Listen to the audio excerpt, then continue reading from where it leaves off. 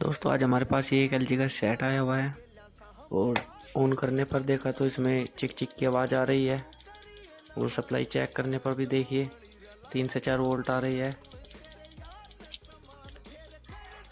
इसके बाद दोस्तों हमने व्यू को चेक किया तो हमारा व्यू भी ओके है और यहाँ पर जो डायोड लगा होता है इस डायोड को चेक किया, यहाँ पर भी दोस्तों डायोड भी ओके था।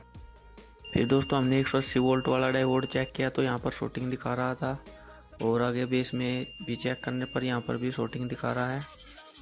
फिर हमने इसकी जो आईसी होती है कलर वाली, इसकी पिन को खाली करके चेक किया तो ये शॉर्ट दिखा रही है और बेस हमारा अब ओके है। अब हम आईसी को चेंज करेंगे दोस्तों।